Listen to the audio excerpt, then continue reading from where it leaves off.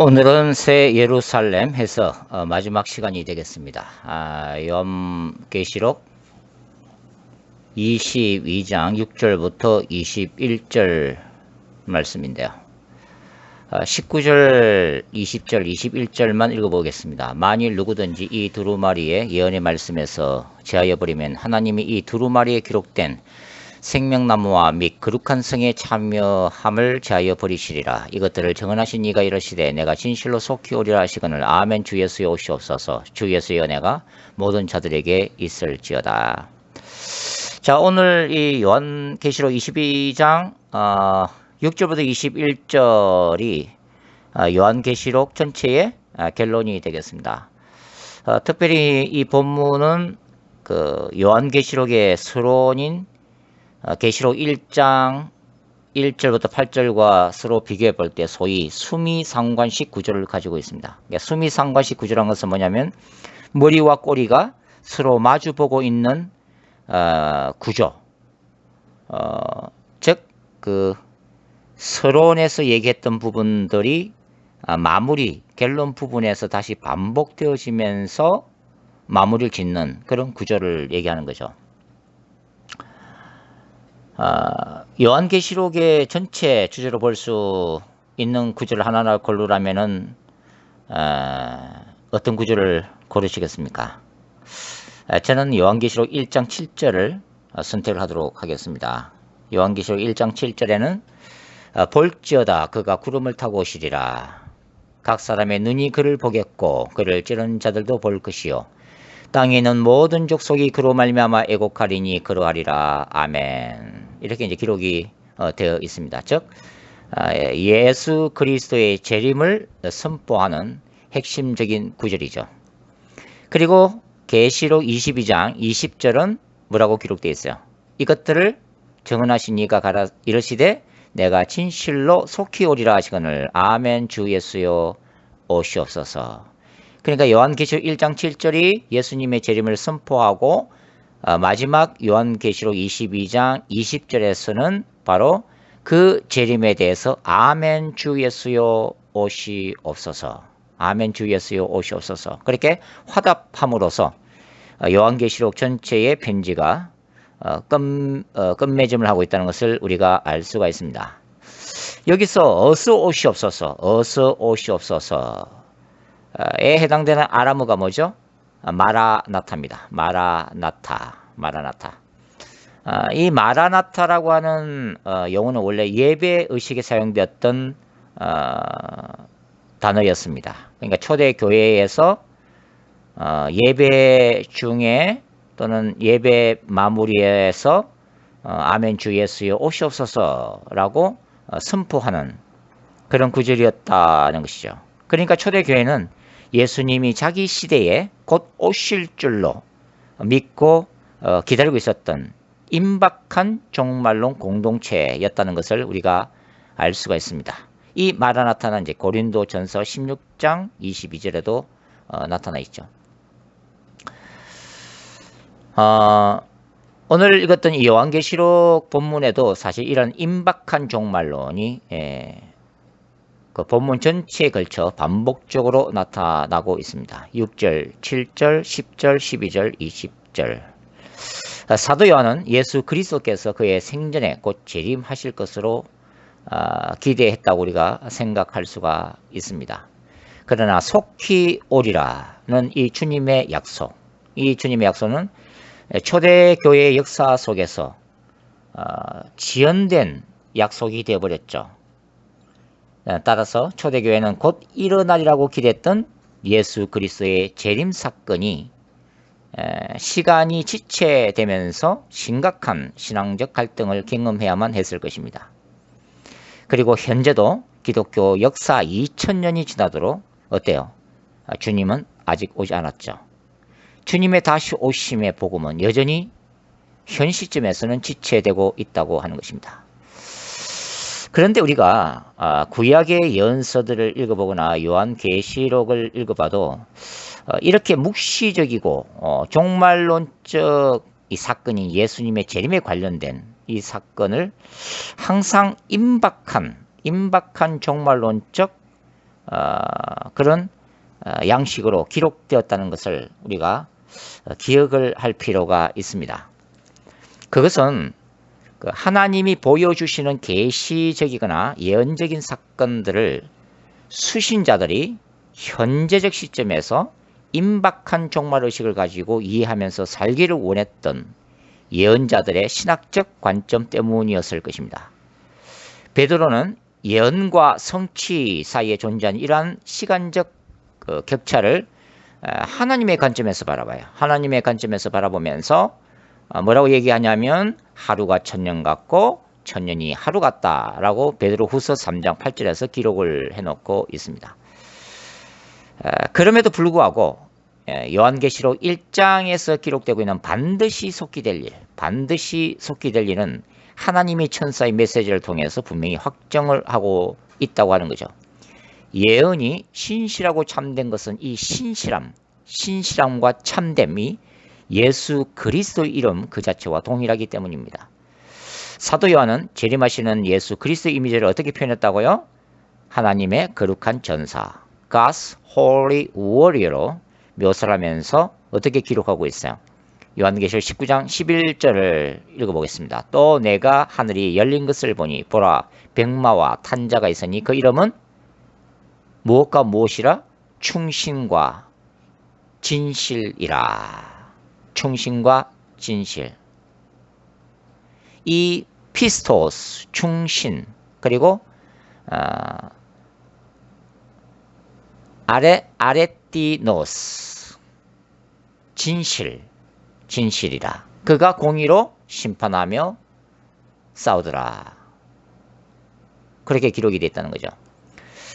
이름 자체를 통해서 이 신실하심, faithful, 그리고 진실하심, true, 이 신실하심과 진실하심을 드러내신 예수께서 약속하신 예언의 말씀 또한 어때요? 신실하고 참된 것입니다. 그래서 이 말씀은 반드시 이루어질 것임을 약속한 것입니다. 엄격하게 말하자면 기독교 역사 자체가 이렇게 종말론적 신학과 영성의 기초 위에 서 있다고 해도 결코 지나치지 않습니다. 왜냐하면 예수 그리스도의 초림과 십자가의 죽음과 부활 그리고 성령의 오심 자체가 뭡니까? 종말의 시작이에요. 그리고 예수 그리스도의 현존을 보여주는 성령의 임재 자체가 현재적 종말 사건입니다. 그리고 예수 그리스도의 재림이 뭐예요? 종말의 완성이기 때문입니다. 따라서 종말론은 조직신학의 끝부분이 아니라 서두에 위치해야 합니다. 그리고 종말론적 신학의 관점에서 신론, 기독론, 성령론, 인간론, 교회론, 성교론 그리고 하나님의 나라 자체를 논해야 하는 것이죠. 오늘날 교회 공동체는 초대교회가 견지했던 종말의식을 다시 회복해야 하고 십자가의 복음 위에 다시 교회를 새롭게 해야 하며 건전하고 성경적인 종말론의 신학 위에서 다시 오시는 하나님을 준비해야 한다는 것입니다. 이것이 교회 공동체가 외쳐야 할 종말론적 복음이라고 저는 생각을 합니다. 요한계시록 22장 6절부터 21절의 일반적인 그 내용을 기초로 한 구절을 간단하게 살펴보면 22장 6절부터 11절까지는 천사의 정언이 기록되어 있고 그 다음에 12절부터 16절까지는 예수 그리스도의 정언, 그리고 17절이 성령과 신부의 정언, 그리고 18절과 19절이 요한의 정언, 그리고 20절과 21절이 게르라고 말씀을 드릴 수가 있습니다. 그래서 요한계시록 22장 오늘 본문은 여러 정언들로 가득 차 있습니다. 어떻게 보면 요한계시록 자체가 뭐예요? 예수 그리스도에 대한 증거의 책이다. 그렇게 말씀을 드릴 수가 있죠. 요한은 자신을 이미 요한계시록 1장에서 보고 들은 바에 대한 무엇의 정인? 말씀의 정인으로 자신을 소개를 했습니다. 요한계시록 1장 2절. 그리고 예수 그리스도를 뭐라고 소개해요? 하나님의 충성된 정인으로 소개를 합니다. 5절. 그리고 오늘 22장에서도 정인으로서의 사도 요한 자신의 역할을 강조를 하고 있습니다. 사실 요한계시록에 등장하는 모든 교회 공동체가 예수 그리스도의 정인으로 등장합니다. 특히 저는 마지막 기독교의 예언적 모델로 간주하는 요한계시록 11장의 종말론적 두 정인 공동체의 복음 증거는 더 말할 나위가 없다고 생각해요. 바로 두 증인으로 불리우는 그 자체가 예수 그리스도의 강력한 증인들임을 증거하고 있다고 하는 것입니다. 그리고 요한계시록 22장에 등장하는 천사 또한 선지자들의 영들의 하나님, 곧 선지자들에게 계시와 영감을 주신 하나님을 증거를 하고 있습니다. 그런데 8절에서 요한은 그가 본 모든 환상과 계시를 인도해 준 천사의 발 앞에 엎드렸다고 기록이 되어 있습니다. 원래 이 표현은 요한이 계시록 1장에서 그의 앞에 나타나신 예수 그리스도의 영광 때문에 그 발 앞에 엎드려짐과 같습니다. 그러나 천사는 오직 경배 받으실 분이 하나님이심을 증거함으로써 그 어떤 천사나 그 어떤 존재도 피조물의 경배를 받을 수 없음을 분명히 보여주고 있습니다. 이 구절은 초대 교회에 침투했던 이단적 천사 숭배 사상을 거부하고 있다고 하는 것입니다. 천사는 그의 정언을 통해서 요한에게 때가 가까움으로 예언의 말씀을 임봉하지 말라고 명령합니다. 주전 6세기의 예언자 다니엘에게는 이 예언의 말씀을 임봉할 것을 요구했죠. 다니엘서 12장 4절 보면요. 그러나 요한에게는 종말론적 예언들이 환상과 천사의 해석을 통해 교회들에게 드러나기 위해서 계시가 되었다. 리빌레이션, 계시가 되었다. 숨겨진 것이 풀어져서 이제는 그 덮었던 수건이 이제 치워진 것처럼 이제 계시가 되었다고 얘기합니다. 특별히 힘센 천사의 손을 통해 그 내용이 알려진 펴놓인 작은 책, 이게 이제 공개되었다는 얘기죠. 펴놓인 작은 책을 통해서 모든 마지막 때, 특히 요한계시록의 중요한 내용이 이제는 교회들에게 공개되고 있다고 강조를 하고 있습니다. 이 작은 책에 기록된 내용 중 7번째 나팔, 즉 7개의 대접 재앙으로 불리는 셋째 활을 통해서 모든 하나님의 비밀이 마침내 이루어질 것임을 엄숙히 선포하고 있습니다. 요한계시록 10장 5절부터 7절 말씀이죠. 이것으로 종말론적 하나님의 나라가 실제적으로 완성이 되어집니다. 계시록 11장 15절부터 18절. 왜냐하면 이 셋째 화가 제약된 세상 위에 마지막 재앙으로 쏟아짐으로써 그 이 셋째 화를 구체적으로 설명하는 본문이 요한계시록 15장부터 18장에 걸쳐서 나타나 있습니다. 예수 그리스도의 재림이 이루어지고 또 백보자 심판 후 새 예루살렘 성이 하늘로부터 내려오기 때문입니다. 그리고 오늘 본문의 11절과 12절은 10절과 관련되어 있습니다. 즉 주님이 다시 오실 그 재림의 때가 얼마 남지 않았기 때문에 인간의 현재적 습관이나 신앙적 모습을 변화시킬 시간이 없다라고 얘기를 하고 있죠. 이 10절과 11절 말씀을 다시 한번 읽어 보도록 하겠습니다. 또 내게 말하되 이 두루마리의 예언의 말씀을 임봉하지 말라. 때가 가까우니라. 불의를 행하는 자는 그대로 불의를 행하고 더러운 자는 그대로 더럽고 의로운 자는 그대로 의를 행하고 거룩한 자는 그대로 거룩하게 하라. 거룩하게 하라. 결국 이 말씀의 의미는 이제는 때가 너무 임박했다고 하는 것입니다. 그래서 이제는 더 이상 변화를 기다릴 시간이 없다. 게 굉장히 임박한 종말의식을 이제 보여주고 있는 구절입니다. 불의를 행하는 자나 더러운 행동을 하는 자들은 주님의 재림이 이제 바로 코앞에 눈앞에 있기 때문에 그 삶의 패턴을 바꿀 시간조차 남아있지 않다고 하는 엄중한 경고입니다. 대조적으로 예수 그리스도 안에 있는 신자들은 다시 오시는 하나님 앞에서 그 멸류관을 잃어버리지 않도록 어떻게 해야 돼요? 신앙을 끝까지 지킬 의무가 있다고 하는 거죠. 조금만 참으면 주님이 오실 것이기 때문입니다. 그리고 이제 요한은 주님이 오시는 그 재림의 때에 주님이 신자들에게 주실 상이 있음을 기록을 하고 있습니다. 12절 말씀 보라 내가 속히 오리니 내가 줄 상이 내게 있어 각 사람에게 그가 행한 대로 갚아주리라. 자 여기에서 적지 않은 학자들이 이 구절을 행위 심판론으로 이해를 하고 있습니다. 즉 장차세 예루살렘 성에서 주님은 각 신자가 이 땅에 있을 때에 하나님의 나라를 위하여 일했던 그 헌신적 수고와 땀과 눈물에 비례해서 각자에게 차등적인 상급을 주실 것이라고 주장하고 있습니다. 이러한 상급적 개념 분명히 성경에 나타나고 있는 개념이고 성경 안에서 완전히 부인할 수 없는 그런 개념이라고 저는 생각을 합니다.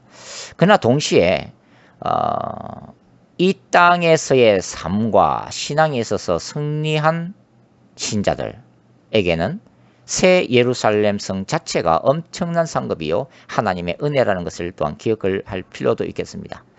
새 예루살렘 안으로 들어감을 허락받은 신자들에게 그 영원한 천국 자체의 영광과 은혜가 감당할 수 없을 만큼 무한한 것인데 사실 그 속에서 또 다른 상급이 무슨 의미가 있을까 하는 생각도 듭니다. 또 그러나 어떤 분들은 이 상급을 굉장히 강조하시는 분들도 계시죠.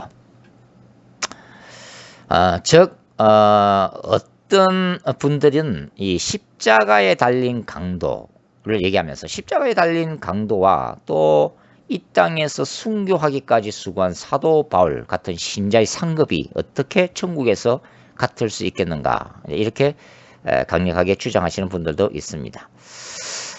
그러나 우리가 그 영원한 하나님 나라의 속성을 다 이해할 수는 없지만 아마도 천국에서의 상급 개념이 우리가 이 땅에서 생각하는 것 같은 그런 인본주의적 발상 위에 기초하는 것은 아닐 것입니다. 포도원 일꾼 비유에서 우리가 읽는 바와 같이 포도원에 아침 일찍 불려와서 수고한 일꾼이나 늦게 와서 일한 일꾼이나 똑같이 한 데나리온씩을 받고 있다는 거죠. 우리가 이 땅에서 주님을 위해 수고하고 헌신한 것들 모두가 하나님께서 허락하신 조건들과 은혜 안에서 이루어지기 때문에 차등적 상급 개념이 과연 의미가 있을까 하는 것입니다. 주님은 알파와 오메가요, 처음과 마지막이요, 시작과 마침이 됩니다. 이 진리는 불교의 윤회적 역사관과는 달리 기독교의 직선적 역사관을 말해줍니다. 즉 인간 역사는 처음이 있으면 끝이 있다고 하는 것입니다. 하나님은 시간과 공간을 창조하심으로 처음 하늘과 처음 땅의 역사를 시작하셨죠. 창세기 1장 1절. 그리고 이 땅의 죄악들과 악한 권세들을 그리스도의 재림을 통해 심판하심으로 처음 하늘과 처음 땅의 인간 역사를 종결지으십니다. 그리고 하나님이 친히 통치하시는 새하늘과 새 땅의 역사를 여시죠. 이 새하늘과 새 땅의 역사는 영원한 시작으로 이제는 끝이 없을 것입니다. 창세기 1장 1절 이전의 세계인 영원 가운데 존재하셨던 하나님이 시간과 공간을 창조하시고 친히 그 속으로 인간의 육신을 입고 들어오셔서 그분의 신부들을 믿음 안에서 새롭게 창조하시고 다시 창세기 1장 1절 이전의 세계, 즉 그 영원의 세계로 그 신부들을, 거룩한 신부들을 데리고 가시기 때문입니다. 새 예루살렘은 부활체를 입은 신자들의 입장에서는 분명히 눈에 보이는 실제적이고 공간성을 가진 세계인 동시에 시간과 공간을 초월한 영원성을 가지고 있는 세계라고 말씀을 드릴 수가 있겠습니다. 요한계시록에는 7가지 복이 등장하죠. 요한계시록 1장 3절, 14장 13절, 16장 15절, 19장 9절, 20장 6절, 22장 7절, 22장 14절. 오늘 본문의 14절에 나오는 복은 그 7번째 복에 해당합니다. 여기서 이제 두루마리를 받는 자들이 나오는데요. 이 두루마리를 받는 자는 도대체 누구일까요? 제가 앞에서도 말씀드렸다시피 이 사람들은 요한계시록 7장 14절에 등장한 큰 환란에서 나오는 자들인데 이들은 어린 양의 피에 그 옷을 씻어 휘게 한 자들입니다. 이 큰 환란에서 나오는 자들이야말로 요한계시록의 구조로 볼 때 14만 4천과 동일한 종말론적인 하나님의 백성으로서 그리스도의 거룩한 신부들이요 하나님의 군대라고 말씀을 드릴 수가 있습니다. 이들은 적 그리스도의 통치기를 순교하기까지 믿음으로 승리하는 자들이죠. 그리고 하늘의 유리바닷가에서 성전가를 부르는 참된 신자들인 것입니다. 바로 이들이야말로 오고 가는 모든 시대의 그리스도인들을 대표하는 사람들이라고 말씀을 드릴 수가 있습니다. 종말론적으로 대표하는 사람들입니다. 이 사람들은 마지막 때를 살아가면서 죄악된 세상 속에서 날마다 예수 그리스도의 보혈로 자신을 씻는 회개의 영성으로 자신을 거룩한 주님의 신부로 단장해 가는 이 땅의 신실한 신자들인 것입니다. 신자들은 이스라엘이 성막의 문을 통해 거룩하신 하나님의 임재 앞으로 나아갔던 것처럼 양의 문이신 예수 그리스도를 통해 새 예루살렘의 12문을 통과하여 영원한 생명나무로 나갑니다. 신자들은 예수 그리스도를 영접함으로 하나님의 자녀가 되는 권세를 얻은 것처럼 회개를 통해 거룩한 신부로서 새 예루살렘 성에 들어가는 권세를 얻고 있다고 하는 것입니다. 그리고 우리는 본문 14절과 15절 통해 요한이 두 그룹의 사람들을 서로 날카롭게 대조를 시키고 있음을 우리가 이제 알 수가 있죠. 즉 그리스도의 보혈로 자신을 씻어 새 예루살렘 성으로 들어가는 사람들이 있고요. 그 반대로 성 밖에 있는 사람들이 존재합니다. 예루살렘 성 밖에 있다고 하는 것은 영원한 천국의 외곽 지역에 거주한다는 의미가 아니고요. 영원한 천국이 아닌 영원한 불못에 던져진다는 의미입니다. 이 영원한 천국에 들어갈 수 없는 자들은 개로 비유된 이교도들이고 점술가들과 음행하는 자들과 살인자들과 우상 숭배자들과 거짓말하는 자들이죠. 이들은 1차적으로 1세기 로마 제국 안에서 로마 황제 숭배와 다른 신들을 섬기는 자들이었습니다. 그래서 신자들을 박해를 통해 죽이고 진리를 거스러 이단적 사상을 유포했던 사람들이고요. 그리스도의 복음을 대적했던 사람들로 나타나고 있습니다. 요한계시록 21장 8절과 27절 말씀이죠. 이들은 곧 계시록 13장에서 용인 사탄과 적 그리스도를 찬양하며 짐승의 표를 받은 사람들인 것입니다. 우리는 예수 그리스도의 정언 속에서 주님께서 자신을 다윗의 뿌리와 자손이며 광명한 새벽별로 규정하고 계심을 읽을 수가 있습니다. 16절 말씀이죠. 예수 그리스도는 다윗의 조상으로 선지하신 하나님이시고 동시에 육신적으로는 그 후손으로 오신 메시아이십니다. 특히 계시록 5장에서 요한이 그 보좌 환상 속에서 본 예수 그리스도는 뭐라고 표현되어 있었어요?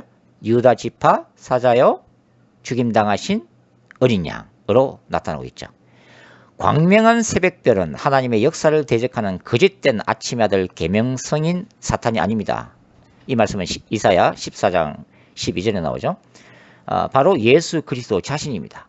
예수 그리스도는 메시아 통치권을 가지신 분으로서 민수기 24장 17절 신자들을 박해하며 사탄이 지배했던 이 땅에서의 환란의 밤의 역사를 재림이라고 하는 우주적이고 종말론적인 거룩한 전쟁을 통해 사탄을 친히 심판하시고 새로운 아침을 맞이하는 새 시대와 새 예루살렘 성의 문을 열실 수 있는 분입니다.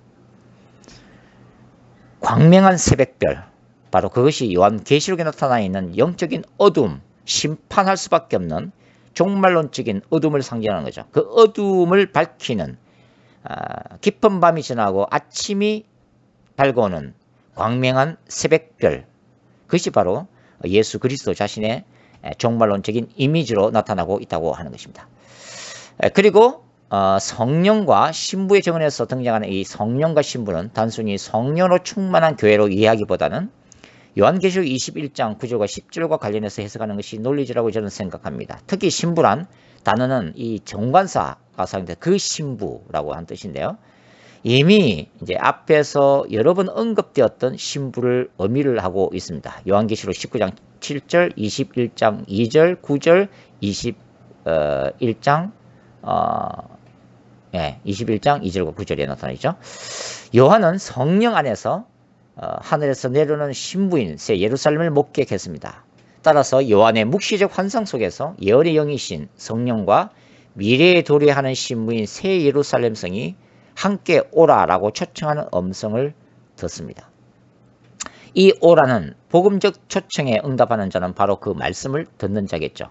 이제는 이 말씀을 듣는 자가 다른 이들을 초청하는 복음의 전도자가 되어야 한다는 것입니다. 그래서 목마른 자와 원하는 자도 와서 값없이 생명수를 받도록 해야 한다고 지금 얘기하고 있는 거죠. 이 요한계시록의 메시지는 곧 영원한 복음 그 자체라고 말씀을 드릴 수가 있습니다. 이 복음은 구원을 받은 이 땅의 모든 신자들뿐만 아니라 아직 구원을 받지 못한 모든 잃어버린 영혼들이 반드시 다시 들어야 할 종말론적이고 예언적인 생명수 그 자체인 것입니다. 특히 요한계시록의 구조로 볼 때 바로 이 복음을 외쳐야 할 종말론적 사명을 감당해야 할 두 증인이 마지막 기독교로 나타나고 있으면 특히 할 만합니다. 요한의 증언에 따르면 요한계시록의 메시지는 감하거나 더해서는 안 되는 엄중한 하나님의 말씀입니다. 이 말씀의 의미는 요한계시록의 본문들 이외에 추가해서 덧붙이거나 몇 구절들을 삭제한다는 문자적 의미보다는 오히려 해석학적 의미로 이해하는 것이 좋으리라고 보여집니다. 즉 요한계시록의 본문들을 해석함에 있어서 본문에 대한 다양한 해석들은 존재할 수가 있습니다. 이러한 다양성은 올바른 성경 신학의 바탕 위에서 해석된 다양한 해석들로서 요한계시록 자체의 본질을 흐리지 않는 교회가 받아들일 수 있는 건전한 해석들입니다. 요한이 말하는 바는 요한계시록의 본문들에 대한 자의적인 해석 또는 특정 단체나 교주를 우상하기 위한 이단적 해석들을 경계하는 의미로 이해가 되어집니다. 이러한 왜곡되고 잘못된 해석들은 요한계시록의 메시지를 받는 수많은 영혼들을 지옥으로 끌고 가는 사악한 해석들이기 때문이죠. 주님께서는 반드시 다시 오실 것입니다. 그리고 속히 오실 것입니다. 특히 이 시대는 주님의 재림에 대한 여러 가지 징조들이 두드러지게 나타나는 마지막 세대에 속하고 있습니다. 따라서 우리는 깨어 있어서 그 징조들을 읽고 우리의 현재적 삶에 최선을 다하면서 도래하는 재림 사건과 종말론적 하나님의 나라를 위해 믿음과 인내로 투쟁해야 할 것입니다. 동시에 복음의 진리를 이단으로부터 수호하고 성경적 메시지를 교회와 세상 가운데 올바르게 가르치는 이 종말론적 거룩한 전쟁에서 우리는 승리해야만 합니다. 이 전쟁에서 필요한 것은 성령의 권능과 진리의 날성금입니다. 결론적으로 여러 가지 죄악들과 인간의 연약함 가운데 무너져가는 오늘날의 교회 공동체가 긴급히 회복해야 할 것은 하나님의 영광과 임재가 함께하는 초대교회와 같은 역동적인 성령의 능력이며 미래를 준비하는 성경적 종말의식과 올바른 종말론의 정립이라고 생각합니다. 이 토대 위에서 교회 공동체는 타락한 세상 속에서 복음을 전하고 동시에 선포된 그 복음대로 신자들이 살아갈 것을 끊임없이 요청받고 있는 것입니다. 예수 그리스도의 복음은 인간의 타락과 함께 시작되었습니다. 창세기 3장 15절을 통해 선포된 복음은 하나님의 나라와 사탄의 왕국 간의 종말론적 투쟁을 담고 있는 하나님의 거룩한 전쟁의 선포였습니다. 동시에 그 구약적 복음은 출애굽 사건과 성막의 피zet을 통해 이스라엘에게 전해진 기쁜 소식이었습니다. 이스라엘에 대한 죄의 회개 촉구 그리고 메시아 왕국의 도래로 특징 지어지는 이 예언자들의 복음은 마침내 하나님의 아들 예수께서 이 땅에 오심으로 성취가 되었습니다.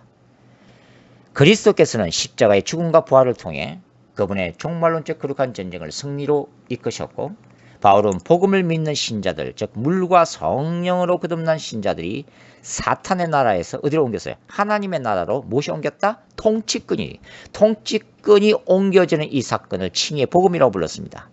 이 십자가의 복음은 이제 예수 그리스도의 재림을 기다리고 있다고 하는 거죠. 그리스도의 재림 사건이야말로 제가 그동안에 누누이 강조했다시피 뭐예요? 악의 권세에 대한 하나님의 종말론적 거룩한 전쟁이 궁극적으로 승리를 거두는 사건이고요. 또 한편으로는요. 신자들의 구원이 완성되는 사건입니다.